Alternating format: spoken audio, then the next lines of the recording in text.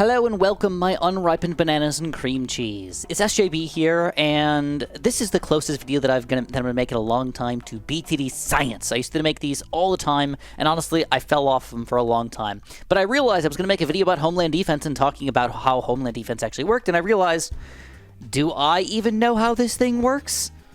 So, according to Ninja Kiwi, the ability now increases attack speed and pops by 100% for all monkeys for 20 seconds.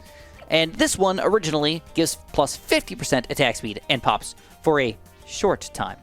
So I guess the first question is do they last 20 seconds? So let's go 1, 2, and just see if they last the exact same amount of time here. You can actually see their activation here, which, let's see if this guy's going to wear off before this one. Short time. Come on, and there it is. It does last indeed longer than this one, probably by about 5 seconds or so. Okay, good to know.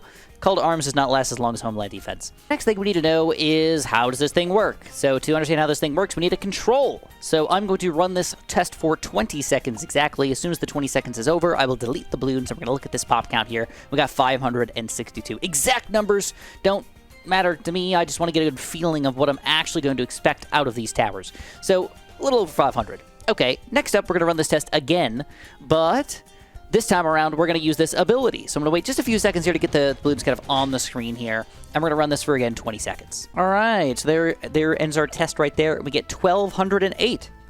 Well, that's pretty gosh darn close to double what we had before. So that plus 50% and that plus 50% adds up to a total of about 100% extra, whatever it is. I don't know exactly what pops means based on damage or pierce or whatever for now, but we do know that we get approximately double the amount of pops. One thing I am noticing that's sort of interesting about this test here is that I had darts actually going through the balloons there. So if we are indeed getting extra pierce instead of damage, that means that we might have wasted some of our popping power over here, which is kind of interesting.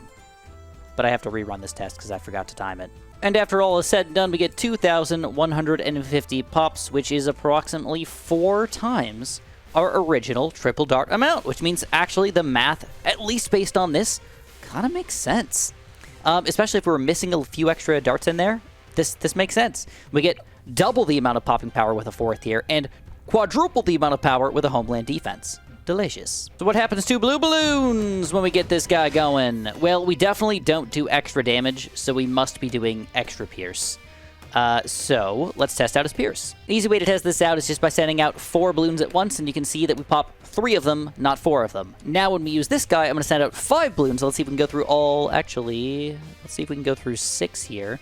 6 blue balloons, but with the activated ability this time. Shazamo! And we get through 5 of them, which means we are getting that plus 50% extra damage, and they kind of go in our favor here. Instead of just doing 3, we went up to 5, or 4 up to 5. That, of course, means that this dart monkey should go through 6 balloons exactly. And indeed he does. It was difficult to see because he shoots 100% faster, but he did go through those 6 blue balloons.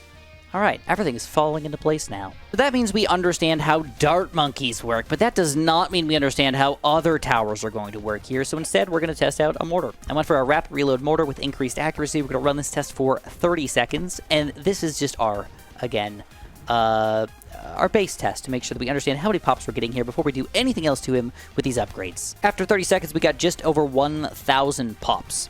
Now, if this is actually increasing our pierce and we're not hitting our max pierce, this might actually be a pretty close number here. Interesting. We did end up with more, but we did not end up with quite a double. We only ended up with 1,708. It was only about 50% more for our mortar here, which means that the increased attack speed is giving us extra pops, but the extra pops is not giving us that extra bonus 50% pops, and I'll prove it to you. So this time around, I sent out those 999 weirdo balloons, but I sent them out in such great values that our pierce cap will, of course, be hit on this one. I'm going to see after 30 seconds how many... Ooh, crap, I forgot to subtract the other one. We got 2,300 pops or so, which means we did get approximately double our base 1,100. Oh, it's working out perfectly. The reason why I know those 2,300 is was the other 1,700 minus this 4,000 is 2,300. Okay, I forgot to delete the frickin' pops. Forgive me on that one, okay? So many things to actually do here. So here's our next test. This time we're going to be running towers that either have an extremely high pierce or have specifically only 1 pierce, where they're going to hit only 1 balloon. They don't go through any amount of balloons. It's just damage, like a sniper.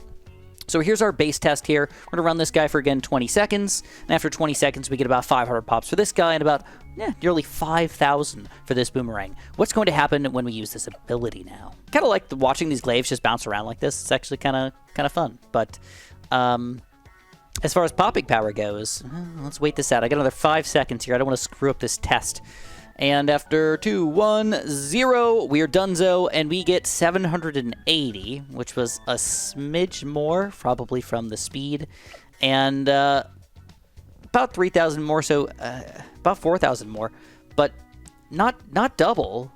This is interesting results, somewhere in between of everything. I wanted to run one more test with a couple of weirdo towers here, so I decided to go for an Arctic Wind and a Bloon Solver. Bloon Solver got about 30,000, and the Arctic Wind less than 400. And after 20 seconds of pops, let's see what the results are. We get 1,000 for the Arctic Wind, so that was more than double. Interesting. And 45,000 for the Bloon Solver, which means we did get more. Not bad. Okay. I mean, this is all interesting results to me. I felt like this guy should not have gotten that many more pops, but of course this is with these fake invisible balloons. So maybe real balloons will be a little different, or real rounds would be a little bit different. No timer on this one. We want to see where do we pop the balloons. So this one is going to be a Bloon Solver here with no extra bonuses, and you're seeing exactly where the last balloons are getting to. They're getting to right around here, and clearly we can hit as many balloons as we want to, even on a late round like this.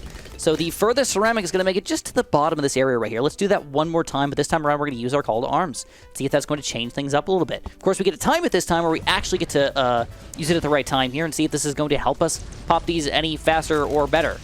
All right, we're still getting over to this general area, and it does not seem like it's going to make a big difference for us. And Bloon Solver does not get that much better, if any better, by using call to arms in a real situation. Honestly, I was thinking that I was going to require a lot more tests to actually have like a definitive answer on what was going to be worthwhile to use with the call to arms and what was going to be worthwhile to use for a Homeland Defense, but I kind of feel like we have our answer.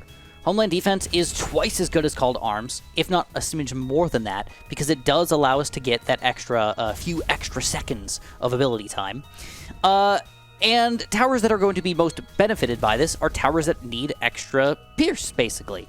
Towers like Attack Zone, or a Ninja, or even Dart Monkeys or Engineers. Sentry Champions in particular, having all of these guys have extra pierce is going to be extra helpful for us. But there are a lot of towers that extra pierce just doesn't matter at all. And don't get me wrong, the extra speed will benefit pretty much every tower. In most situations, having extra speed can't harm you, right? But it doesn't always help you that much. In particular, the Bloon Solver. He's already solving all of your balloon problems. He probably doesn't need any extra attack speed, but here he is. This is kind of the poop pile. The Mortar, he's going to get the extra attack speed, but probably not the extra pierce. The Ice Tower probably will be helpful for that extra attack speed, but again, the pierce probably doesn't matter all that much. Solver, same exact thing, and then the Sniper doesn't benefit from the pierce pretty much at all, as far as I could tell. So that's kind of the gist of it. There's a lot of towers in this game. There's over 60 5th-tier towers, and there's no way I could go over all of them. But I feel like I've kind of understand this tower a lot more now, and I feel like I can use it a little more beneficially in my videos. If you guys feel like this video helped you at all, and you like this style of this content, please press that like button, please subscribe, please use my creator support code, and of course have a super duper delicious day.